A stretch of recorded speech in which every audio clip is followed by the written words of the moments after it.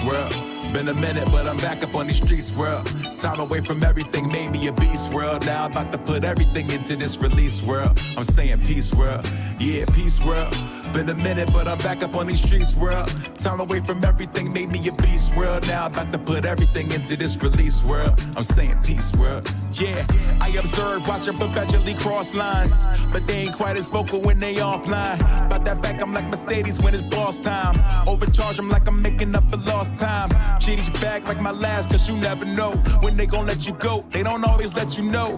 Fresh cut when I was young, I used to cut the braids. But where I be from, some youngest don't get the age.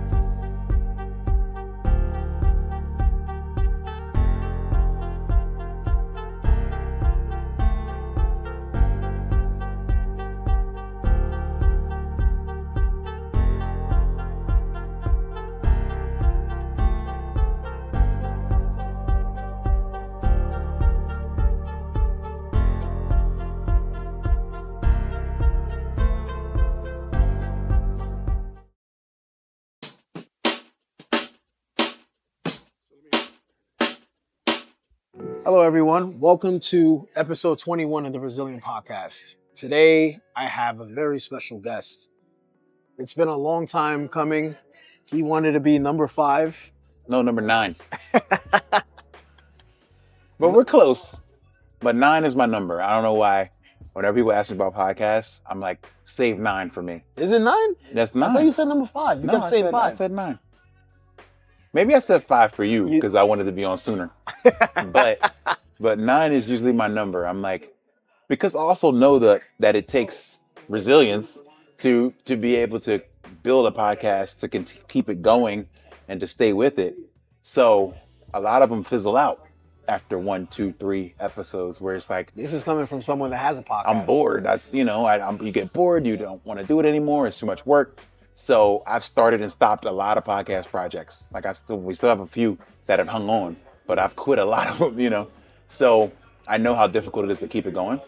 And so I'm like, if you can keep it going, that's when I want to be a part of it. Like when it really hits that stride, which I think it hits around 5 to 10 is when you really hit your groove. Mm-hmm. So as you may see, this is episode 21. Yeah. But before we get into that, I just want to introduce everyone to a good friend of mine, Megaran. And this moment right here has become full circle because the first time I met Megaran a few years ago, I'm sure you remember, we actually met in Brooklyn. I remember. My hometown, and it was to do a podcast. We did a podcast. We did the podcast first. Yes. And then I went to your concert. It was in the same venue and whatnot.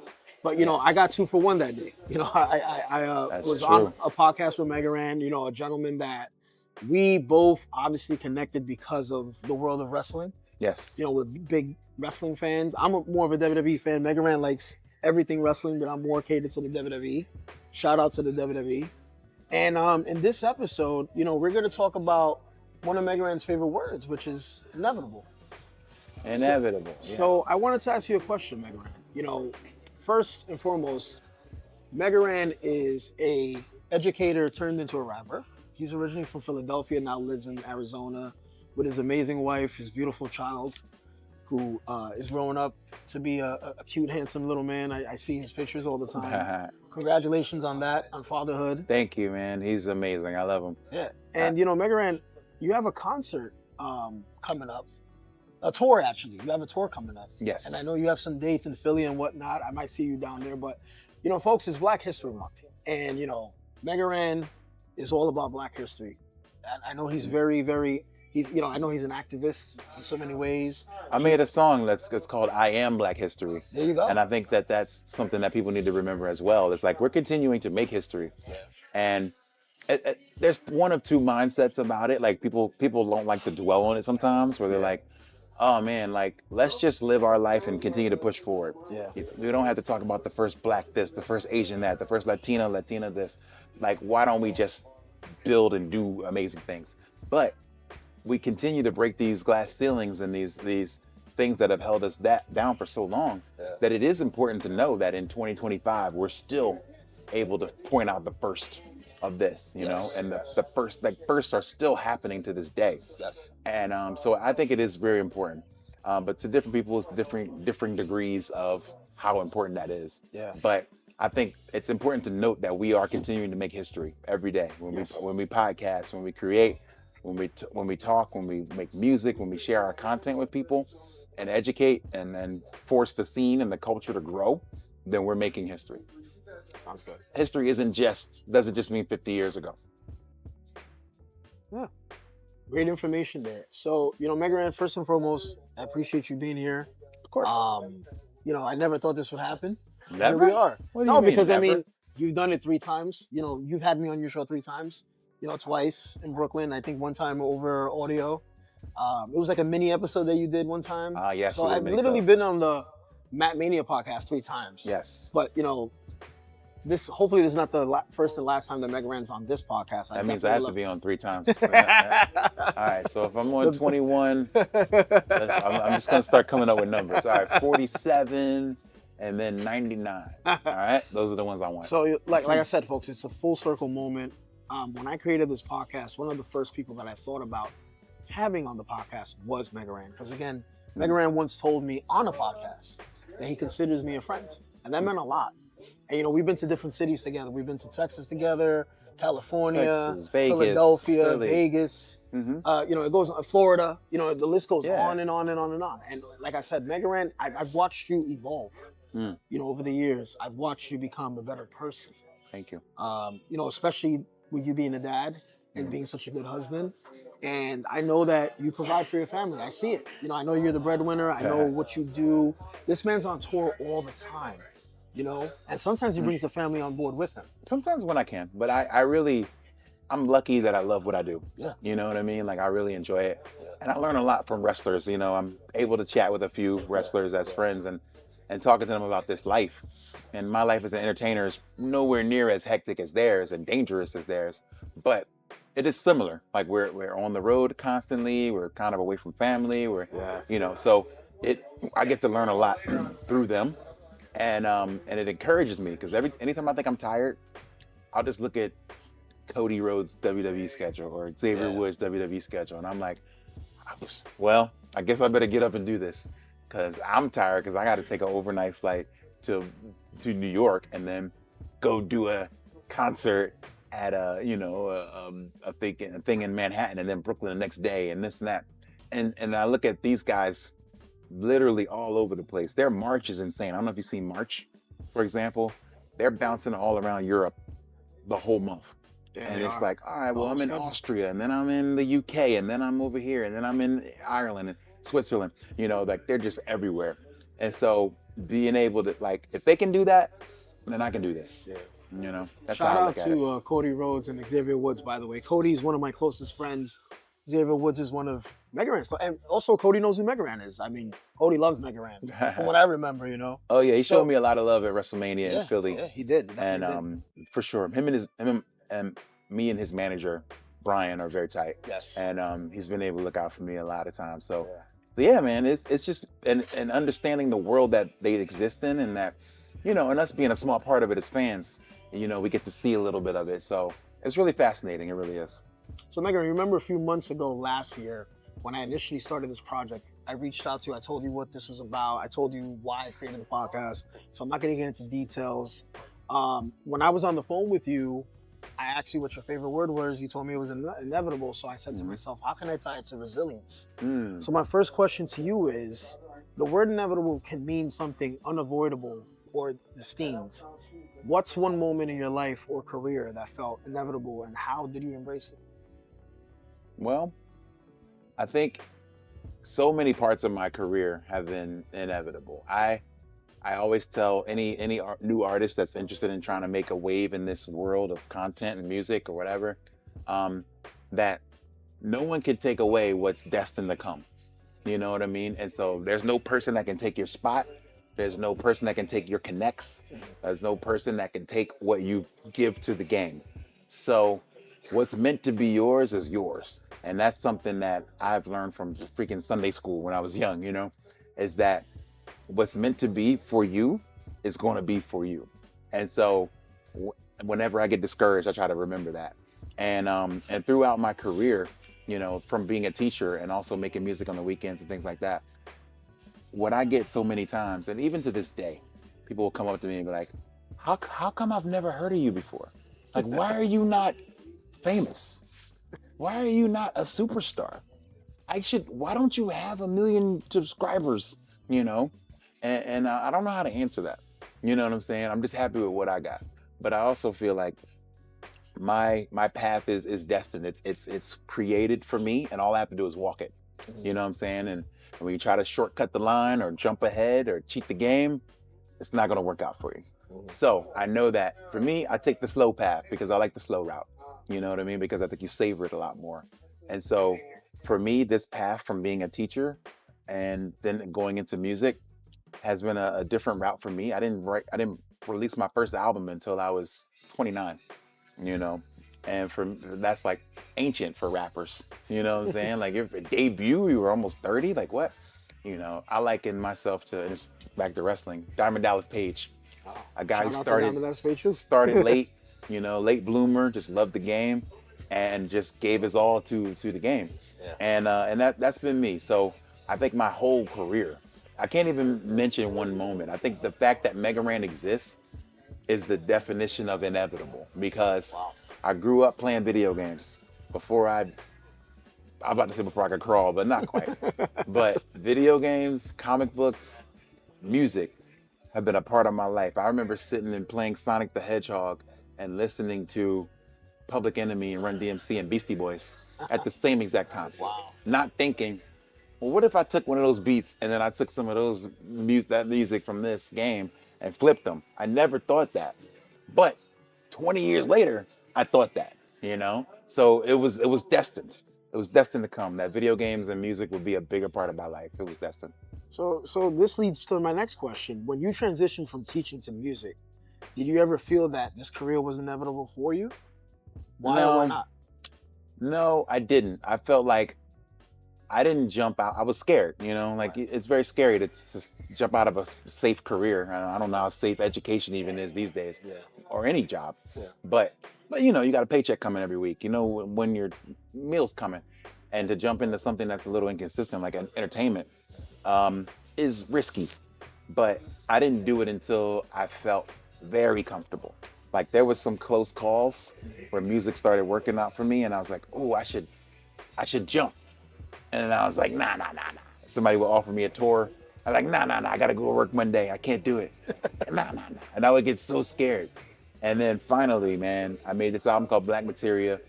Came out in 2011, and it didn't really pop off till 2012. But like, once it did, I was like, this is the moment, you know, because I started getting opportunities that I never got before. And I always knew, like, well, if I don't take this opportunity, it might not come again. But I'm fortunate as a teacher where if you're educated and you want to teach and you're dedicated, you can go teach any day of the week, any city, any state. They will always need and want teachers. But they won't always need and want nerd rappers. So you got to jump, you know? So that was really what it took for me to do it. It was like the third time that I got a really good opportunity, and I was scared to leave my job for it. And I was like, you know what? I can come back. I'm gonna do it. And so I put in my 2 weeks notice, took the leap, and luckily the parachute worked. So this leads to my next question as well. Some challenges in life feel inevitable, like failure or rejection. So how have you learned to face those moments and turn them into opportunities for growth? Man, Michael Jordan has a great quote about failure that like, he says like, I failed so many times and that's why I succeed. Like, missed thousands of shots, this and that. Like, you have to have the courage to take them, knowing that you might not make them, you know? And he said, I fail time and time again, and that's why I succeed. Because every L is a lesson, you know what I'm saying? Yeah, it is. And so if you don't find the lesson in it, then it's an L, then it's a loss.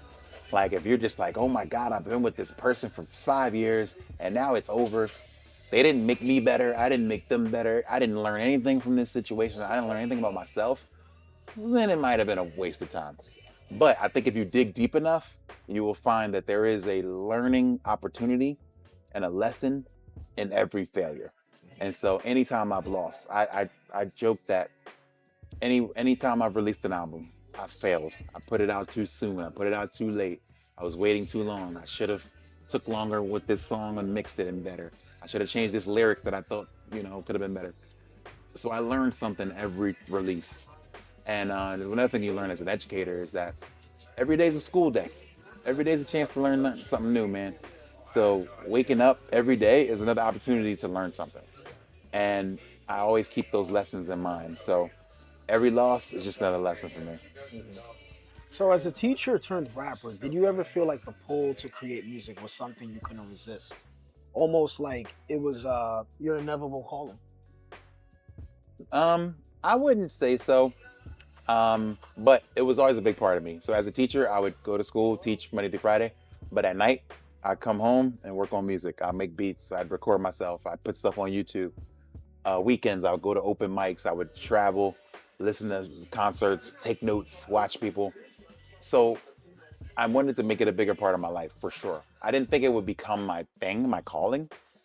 I just didn't think that because I don't have like a musical background. I don't have musical family. Yeah. You know what I mean? Like there's nobody in my family that, oh, my dad played piano. My mom was a singer. None of that. There's no music in my family. I'm the only one. Wow. And so I think for me, I might have kind of willed it to happen. You know what I'm saying? By giving it a whole lot of my time and my effort. Yeah. And having friends who encourage me to do it. Man, you're really good. You should keep doing this. You know, I like what you do. So me taking that to heart is what made me better at it. But yeah, I think I just kind of willed it to happen. Yeah. You know, that resonates with me a lot because just like you was the only, you know, musician in your family, I'm the only marketing businessman in my family. You know, everybody's in my family is either law or, you know, military, you know, other things. Nobody in my family wanted to be a businessman.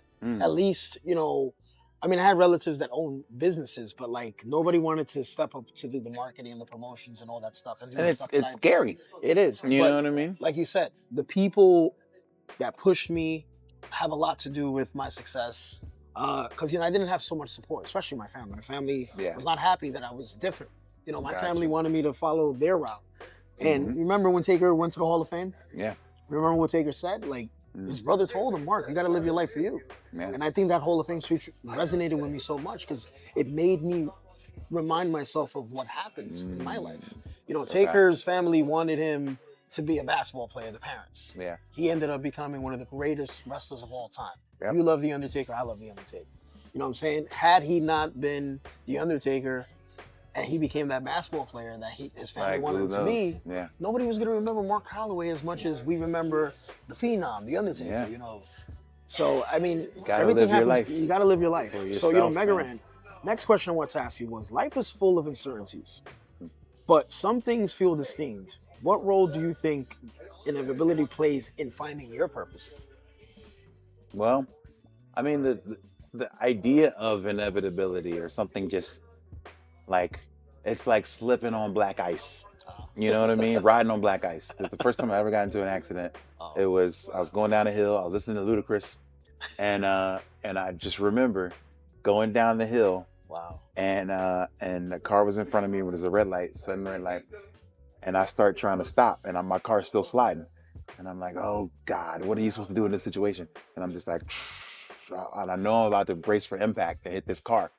I can't even warn this car that I'm about to hit them. It's happening so fast. I got to turn the Ludacris down.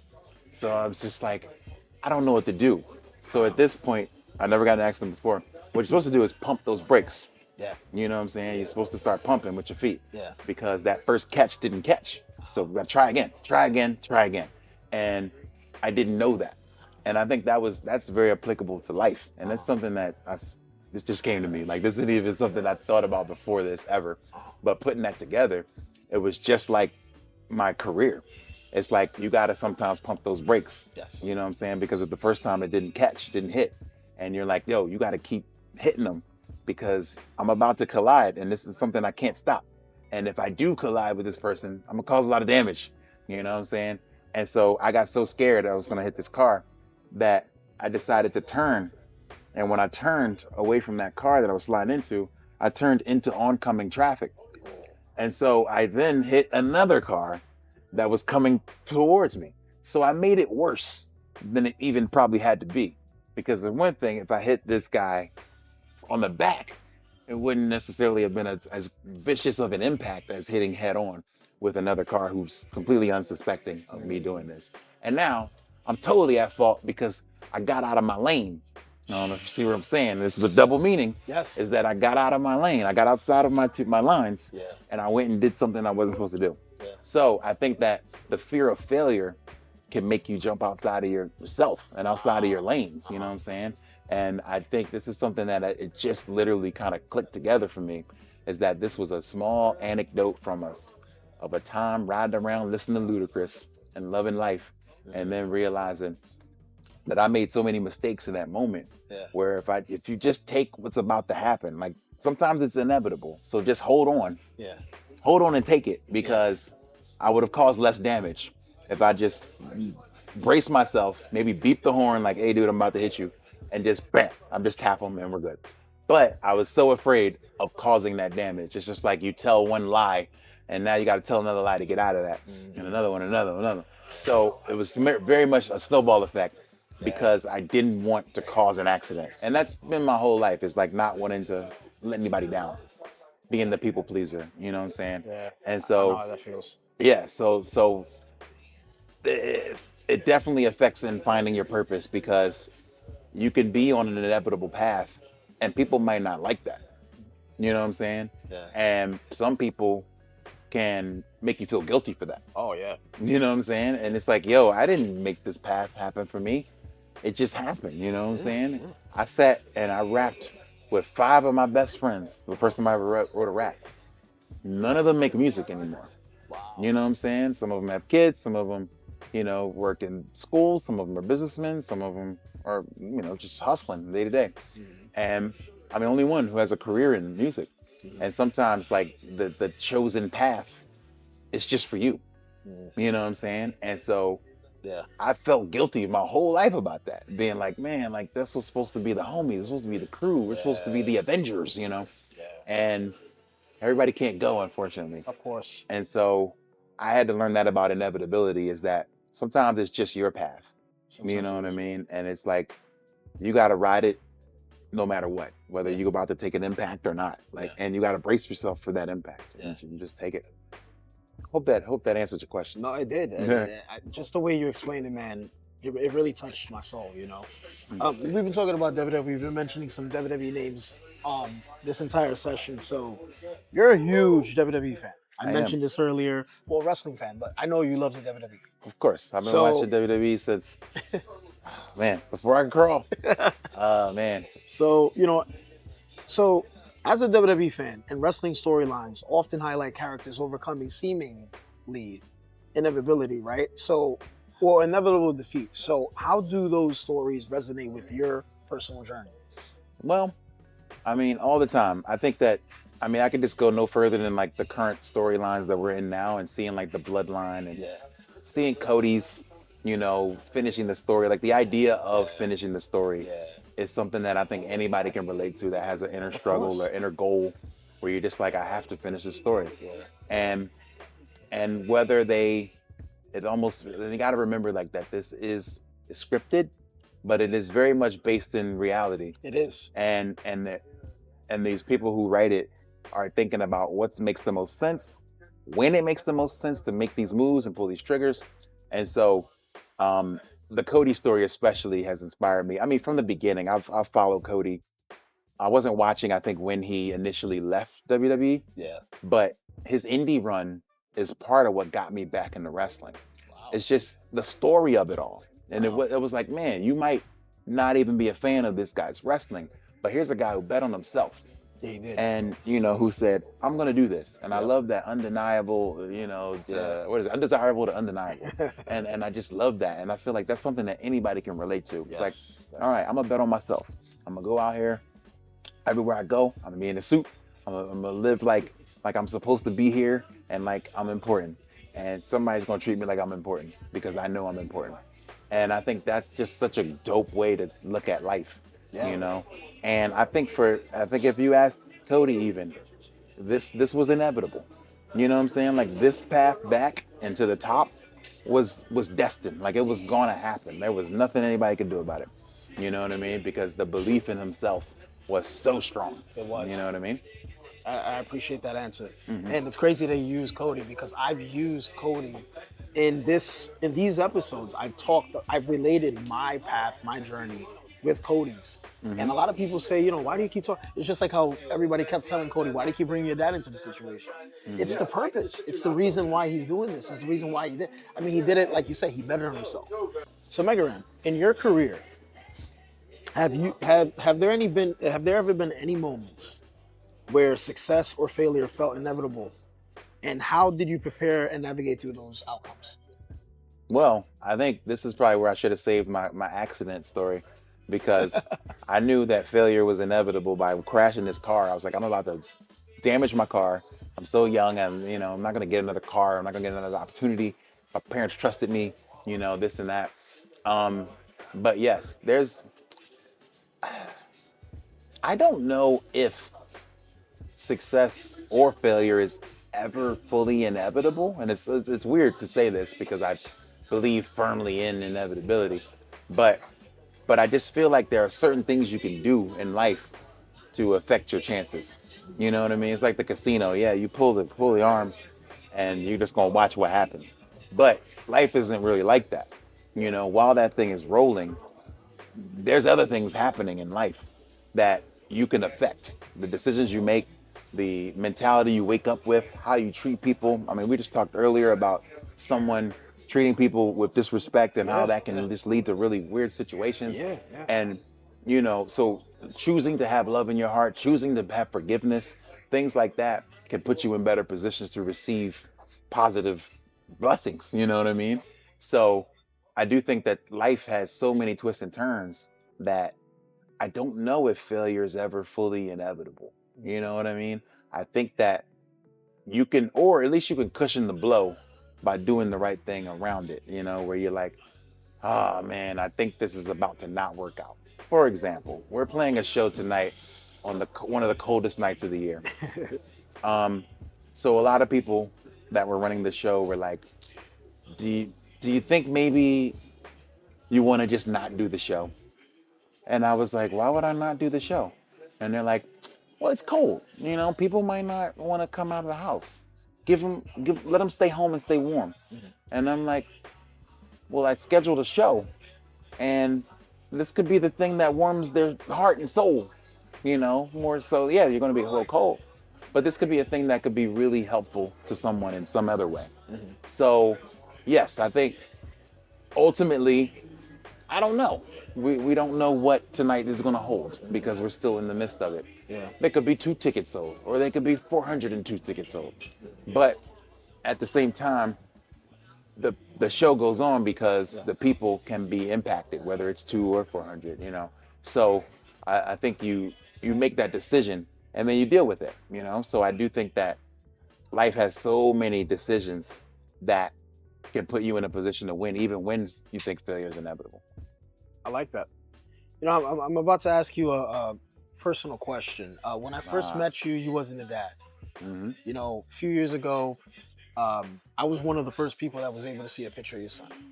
And I felt special that you shared that photo with me. Thank you for doing that. Of course, man. And like I said, when I see his photo, when we went to the Video Game Awards, you had, there was a picture of him on the screen. I never thought I would ever see that. Yeah. And it was beautiful. It was beautiful. And the little guy looks like you so much, you know what I'm saying? Mm-hmm. Like, he looks like a little Megaran, That's funny. And I know that you're going to make an impact in his life. I really do. And I know we're going to be old and gray by the time this young boy grows up, but at least I look forward to seeing how he turns out. Yeah. Because if I get the chance to speak to him when he's older, I want to be like, dude, I knew your dad before you even existed. And your dad was, hands down one of the greatest people in the world. So Megaran, I wanted to ask you, fatherhood brings its own set of challenges and joys. What lessons about resilience do you hope to teach your son? Especially about dealing with life's inevitable ups and downs. That's a good question. I deal with it a lot with him because right now he's 3, so he's at a point where I'm trying to manage his frustration. Okay. Like if he can't tie his shoes, he can't get his shoes off. If he can't get his, he'll take his sock off and can't get it back on. And I'm like, hey, breathe. Hey, do you need help? And he's like, yes. And I'm like, can you say help, daddy? And I'm like, that's all you got to do. So I'm helping him to understand that, yes, life will be frustrating for you, but that I'm always going to be here. You know what I'm saying? And if I'm not even there physically, God forbid, my lessons will be, so that's where I'm trying to set that up, where it's like, where he can be like, what did dad say about the time when I get frustrated? Oh yeah, breathe, like, so I want to make sure that my lessons are forever there. I love that. You know what I'm saying? So when I'm not there, when he's at school or on the basketball court or wrestling or whatever, and kids are being kids, instead of wilding out and punching somebody in the nose, he can be like, you know what, I'm gonna breathe and chill out, Yeah, So I've been teaching them a lot about just taking that time, that wait time, and figuring it out. Like, every problem does have a solution, and sometimes you just got to take the time to find it. Wow, that's a good father right there, man. Nah, thanks, You're doing a man. great job, man. You're Thank doing a really you. great job. That's- And I know you are. I know that you're doing a great job, but I know it's always good to hear. It's Yeah. very challenging, man. This is my first time being a father, first kid, so I'm learning as I go. Yeah. And me and my wife, we went through a bit of an unconventional path. We adopted. And so, we didn't have 18 weeks of Lamaze class and other preparation and, counseling beforehand and all that stuff. It was like, do you want this baby? We're like, yes. And then the baby comes. So it's been a blessing, but at the same time, it's a crash course. Yeah. Because we're like, yo, this is how it needs to be. Yeah. And we learn as we go. And we have to tell each other, like, hey, you're doing, like, I have to tell my wife all the time, like, you're a great mom. Like, and she's like, you think so? And I'm like, yes. Because, like, we don't know. You know what I mean? So it's always good to hear. So thank you. So I have a couple more questions for you before we wrap up. But folks, I wanted to show you guys real quick. This is Megaran, if you could let us know what this is right here. This is one of his albums. Oh wow, he pulled And he signed it for me a few years ago. The Nardwar. Yeah. Do you remember what year this was? Well, this record came out in 2021. There you go. So I'm thinking it was 2021. Yeah. This is Live 95, one of my favorite albums of mine, and influenced by like my love for basketball and sports and things and growing up. And we put this record out in 2021, funded on Kickstarter. And this says, Rob, thank you for the support. Much love. Yeah. And I'm very proud of this record. It has some of my like most popular songs, Tractor Beam, as well as some other stuff on it. And I think, oh man, I don't want to get emotional, but the outro of the last song has a voicemail from my father. And it's the last voicemail he left me before he passed away. Yeah. And he talked a lot. So I'd be like, I'll get back to you later, Pops. Like I'm in the middle of something. So I sent him the voicemail. And I would normally feel bad about that, but I'm so glad I did, because I got a very like insightful message from him that I don't know if he would have told me all that if we were talking on the phone. Of course. So it was in 2020 when the world was going crazy. Yeah. And he was like, son, with all this civil unrest out here and all these things happening, and I know you travel so much, I'm rooting for you, and I'm pulling for you, and I'm thinking about you, and it was so, and he was like, man, just spread love, Yeah. And I was like, man, this is the best lesson he could have gave me, and it was on this record. So that album will forever be special to me. I really do. And folks, I told Megaran earlier that he's evolved so much. Megaran right now is in one of the greatest shapes I've ever seen him. And thank you. He looks younger in so many ways. And this photo right here, like, for those that are watching this on YouTube, for the folks that are listening on Spotify, I'm holding up this album of his, and he was a little heavier here. But he seems very happy. He's cheesing. That Megaran cheesy smile never goes away. But the guy you see in this photo now, and the guy that I'm here, like you changed so drastically. You know what I'm saying? And nobody really knew about this. It's just one day I started looking at your photos and I started noticing the difference. Yeah, I didn't make a big deal of it because I just, like, I've done it before. I've been like, all right, I'm gonna start going to the gym and taking pictures in the gym, the selfies. And I was like, all right, I'm not doing that. I'm doing this for me. And so I just try to make my thing is WWE, water, walking, exercise. That's it for me. Not Walk with the Lions. Yes, that's it. That was it for me. It was WWE. Wow, I love that. It's like I need to start moving and I need to start drinking water, and I just made that a bigger part of my life. And then with the kid, he's 2, 3, and ripping and running. And so you got to have energy to stay with them. Yeah. And so now, we're able to go run and play in the park. And I just want to, I want to be here for him, So that's a big, important thing for me is that, and I feel like there's so much more I need to be doing and I'm going to be doing in the musical world and entertainment and wrestling and who knows what else, that I need to be here for it. So I need to be in shape for it. So that's what really made me start placing more of an emphasis on my health. So we're talking about being inevitable, and we're talking about resilience. This is a question that just popped up in my head, and it's not even something I plan to ask you, but Mega Ran, can you share with me, hopefully you can, what do you believe was the most resilient moment of your life? Resilient time, resilient moment. Well, without getting into too much, my wife had some medical issues that were kind of keeping her down.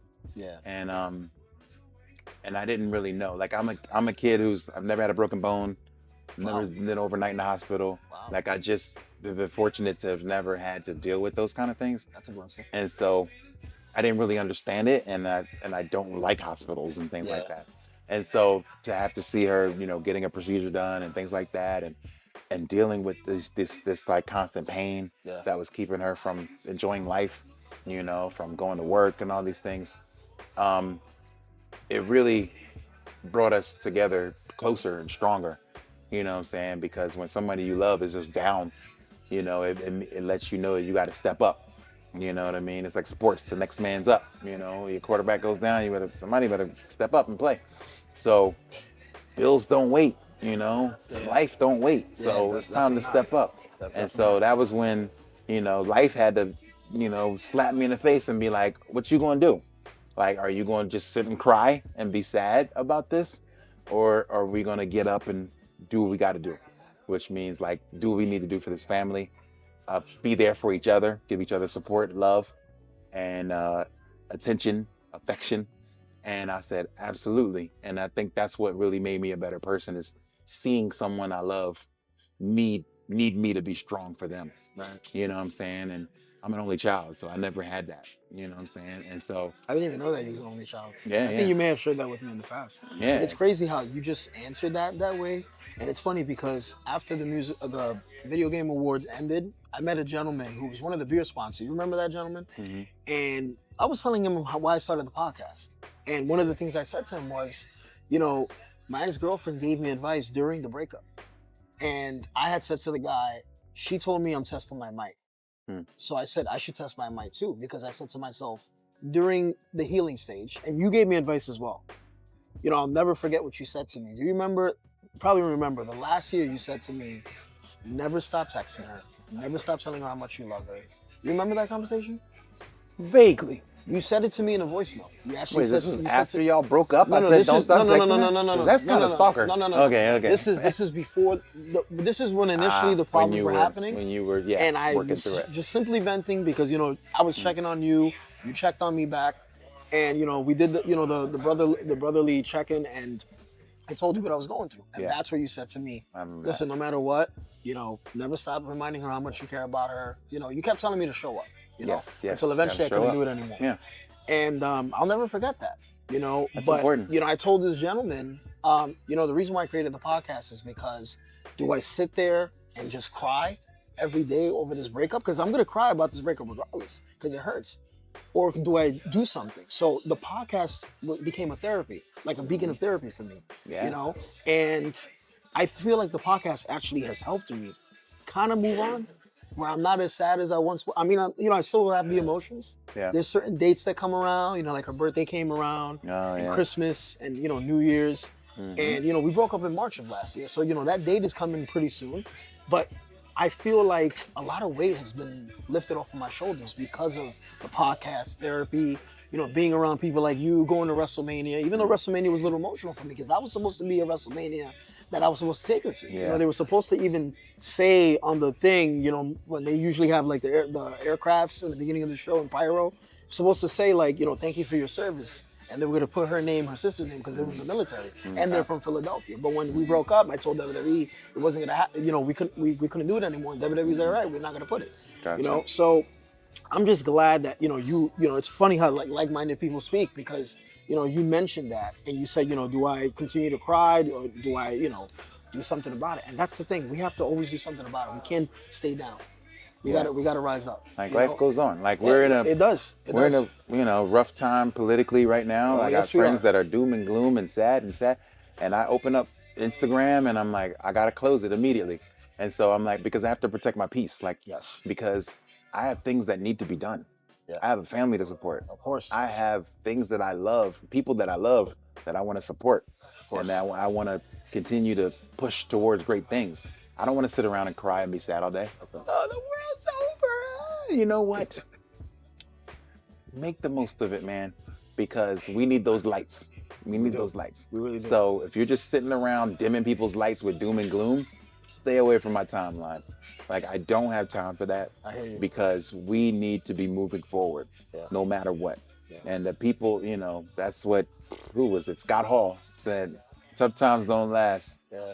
Tough times don't last, but tough people do. Yeah. And that's really what it's all about. Yeah.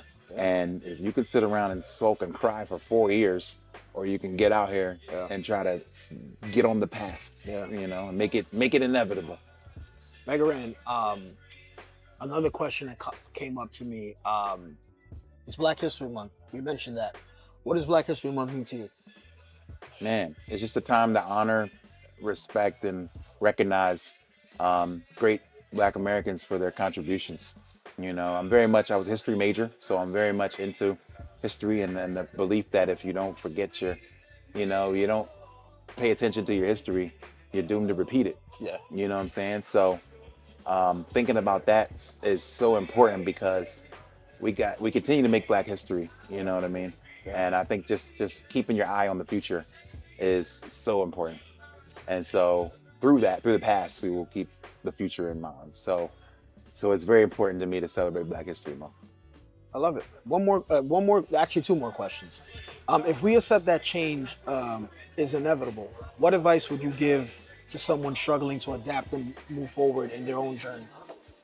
Well, I don't know. I feel like I kind of said it. I feel like we must move forward. I just feel like we have to, because there's just no option a lot of times. It's like we must be in a position to move ourselves forward and move the people around us, because people depend on us. Yeah. You know what I mean? And it's like, you just can't spend your time down. Like, life is gonna hit hard. I'm from Philadelphia, and Rocky is literally my life. And he said to his son, "Ain't no opponent gonna hit you as hard as life." That's true. And he said, you know what you do though when you get knocked down, is you get back up. And so that is what I lived through, because we will always continue to be knocked down. Life is gonna knock us down so much. Fall down 7 and get up 8. Yes. Is what I would say to that person is get yourself up, man. Try your best. And then whatever it takes, honestly, it's like, if it takes a good partner, if it takes reading, meditation, the Bible, religion, wrestling, hobbies, running, exercise, just like whatever it takes, to keep you focused on being a better person. You just got to find that thing. This new album I'm working on, I could probably talk about it now. This won't be out till February. But Buddy's Magic Treehouse. And the treehouse is your safe place. It represents the safe place. We don't build tree houses these days. I wouldn't even want my kid in a tree house. But the tree house is metaphorical. It's the safe place to get away from all the noise of the world. So find your tree house. And sometimes your tree house could be reading. It could be music. It could be wrestling. It could be anything. Yeah. And you got to find your safe place. And sometimes you got to crawl in there and wait it out. Yeah. You know what I mean? Pull the cover over your head, scream, cry, and then get up. Wipe your nose and Which leads me to my final question. Megaran, I ask everybody this question. Mm-hmm. What is your message to the world and why? My message is my dad's message to me. It's love. Show love, man.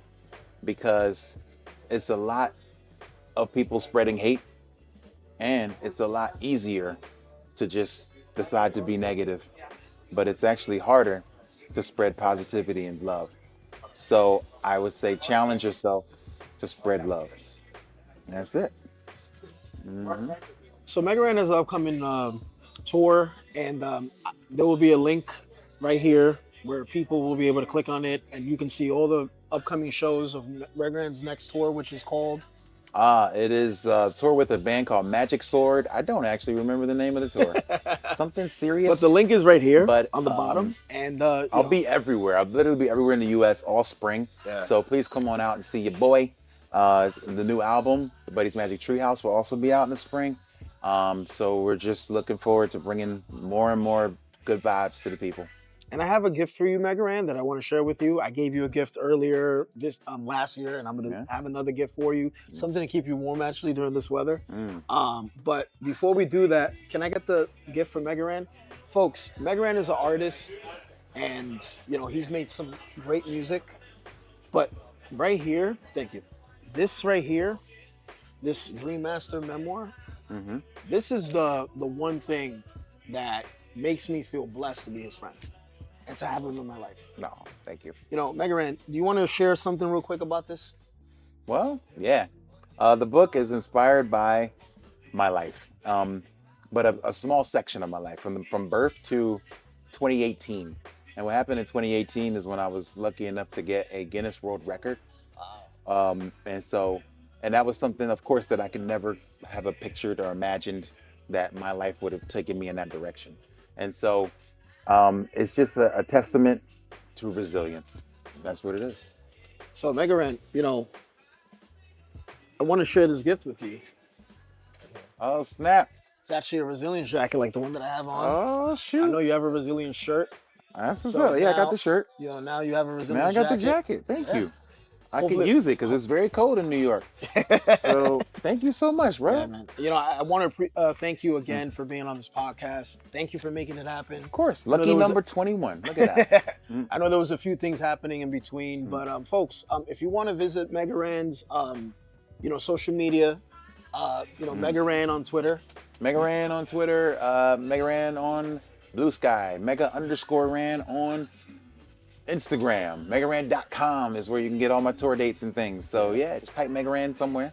It's ran, past tense, not run. Megaran, so I came out with I shared with you that I came out with something called the Resilience Tribune, which is a publishing platform where people share stories about resilience. And with you being an author, you wrote so many books now. How many books have you written? I only wrote one book. Oh, one book? I thought you had a children's book out there, no? And I'm working on a children's album. I'm working on children's Sorry. Wrong guy. One book, sorry. But that's the other Megaran. I look for the other Megaran. So I look forward to hopefully someday you can share a story of resilience on that website, resilienttribune.com. So folks, follow us on social media, Twitter, Instagram, Facebook, The Resilience Tribune, TRP Tribune on Twitter and Instagram. Follow the podcast, The Resilient Pod, on Twitter, Instagram, The Resilient Pod, and our website, resilienttribune.com. I'm Rob Aurelius. On behalf of Megaran, I appreciate it. And again, Megaran, thanks for your time today. And folks, always remember to remain resilient. Peace. And this ain't accidental. Mama said that I was mental. Now I'm staring out this window saying peace, world. Been a minute, but I'm back up on these streets, world. Time away from everything made me a beast, world. Now I'm about to put everything into this release, world. I'm saying peace, world. Yeah, peace, world. Been a minute, but I'm back up on these streets, world. Time away from everything made me a beast, world. Now I'm about to put everything into this release, world. I'm saying peace, world. Yo, allow me.